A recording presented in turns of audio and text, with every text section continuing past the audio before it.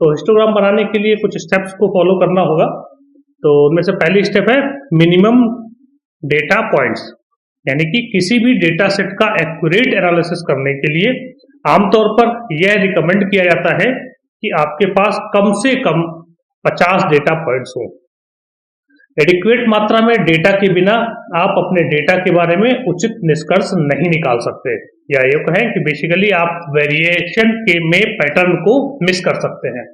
तो हमें क्या करना है कि मिनिमम कम से कम, या मतलब कहें तो 50 डेटा पॉइंट्स कलेक्ट करने हैं। हिस्टोग्राम की एक ताकत यह भी है कि यह आपको बड़े डेटा सेट को आसानी से एनालाइज करने की अनुमति देता है, इसलिए बहुत सारा डेटा कलेक्ट करने या उसको एनालाइज करने में संकोच ना करें। तो हमें सबसे पहला क्या करना है, हमें मिनिमम जो डेटा सेट पॉइंट्स रिक्वायर्ड है एटलीस्ट उतना डेटा कलेक्ट करना है।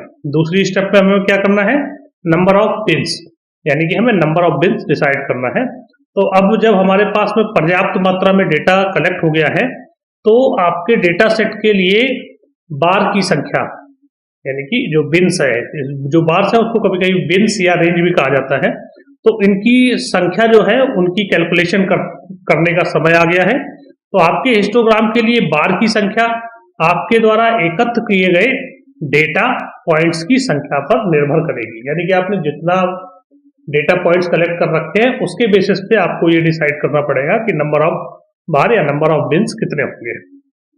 तो बिन्स की संख्या का जो सिलेक्शन करना है वो बहुत महत्वपूर्ण है, क्योंकि यह आपके डेटा की अपीयरेंस को काफी हद तक प्रभावित कर सकता है।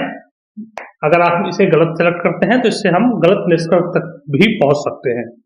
तो आप बार की संख्या प्राप्त करने के लिए जो भी आपने नंबर डेटा पॉइंट्स कलेक्ट किए हैं, कुल डेटा का जो आपका साइज है उसका स्क्वायर रूट कर सकते हैं, या फिर इसकी एक स्टैंडर्ड टेबल आती है उसके थ्रू भी आप इसको सेलेक्ट कर सकते हैं।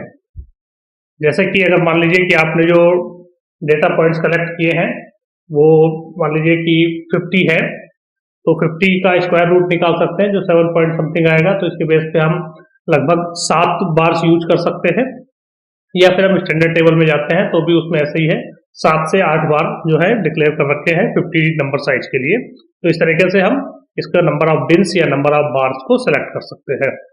अब हमें